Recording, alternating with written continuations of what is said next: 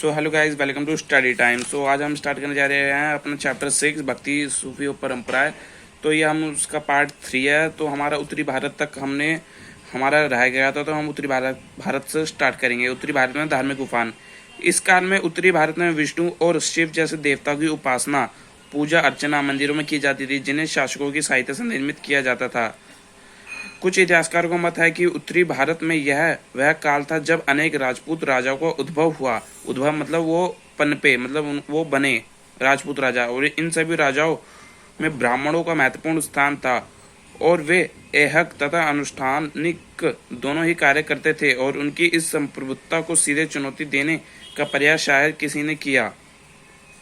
अनेक नवीन धार्मिक नेताओं ने वेदों की सत्ता को चुनौती दी और अपने विचार आम लोगों की भाषा में सामने रखे। समय के साथ यह भाषा उस रूप में भी विकसित हुई जिस तरह आज भी प्रयोग में लाई जाती है। अपनी लोकप्रियता के बावजूद नवीन धार्मिक नेता विशिष्ट शासक वर्ग का आश्रय हासिल करने की स्थिति में नहीं थे। इस स्थिति में एक नवीन तत्व भारत में तुर्की का आगमन था, जिसका परिकाष्ठ दिल्ली सल्तनत 13वीं शताब्दी। इसका मतलब जो तुर्की जो शासक जो वो था ना, मोहम्मद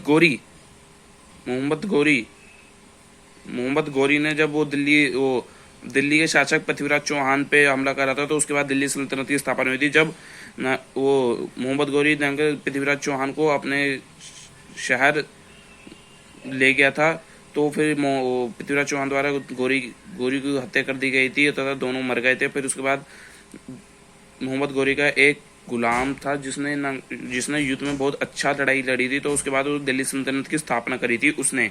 तो तब से दिल्ली सल्तनत की स्थापना हुई। ये थी दिल्ली सल्तनत स्थापना की कुछ शॉर्ट सी इंफॉर्मेशन।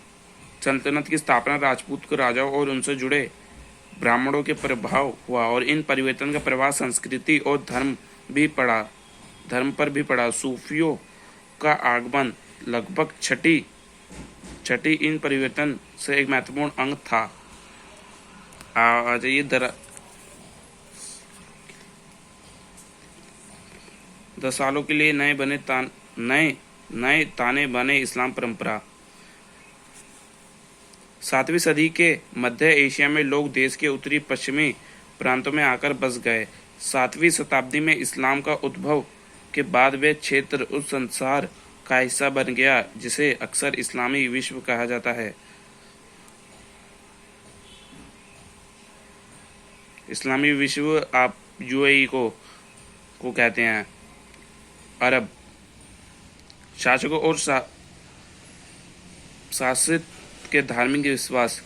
इन संपर्कों को समझने की एक धुरी यह है कि विशिष्ट शासक वर्गों ने धर्म पर दृष्टि डाली जाए। 1711 ईस्वी में मोहम्मद बिन कासिम नाम का एक अरब सेनापति सिंध को विजेता कर लिया और उसे खलीफा का क्षेत्र में शामिल कर लिया। लगभग 13वीं शताब्दी ईसा पूर्व में तुर्क में अफगानों ने दिल्ली सल्तनत की नींव रखी।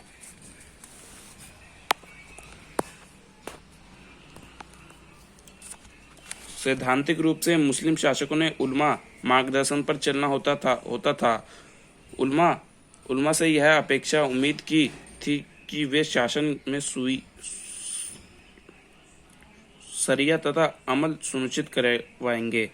इन सदर में जिम्मी व्युत्पत्ति अरबी शब्द जिम्मा से अर्थात संरक्षित श्रेणी उद्भव हुआ। जिम्मी वे लोग थे जो उद्घटित धर्म ग्रंथ को मानने वाले थे, जैसे इस्लामी शासकों के क्षेत्र में रहने वाले यहूदी और ईसाई। ये लोग जजिया नामक कर चुकाकर मुसलमान शासक द्वारा संरक्षण दिए जाने के अधिकार हो जाते थे, और भारत में इसके अंतर्गत हिंदुओं में भी शामिल किया गया था। लोक प्रचलन में इस्लाम। सो गाइस, ये आपको सेकंड वीडियो में शॉर्ट्स वीडियो में प्रोवाइड करवा देंगे ये पूरा चैप्टर। इसकी हम ज़्यादा 5-5 मिनट की इसकी सबकी वीडियो लाएंगे, जो आपको देखने में भी अच्छी लगे और समझने में भी अच्छी लगे। तो आप जैसे हम आगे बढ़ते जाएंगे तो इसकी वीडियो आगे और लंबी होती जाएगी। सो आप शॉर्ट्स वीडियो से समझ जाया करिएगा। So thanks for watching my video. Welcome to study time.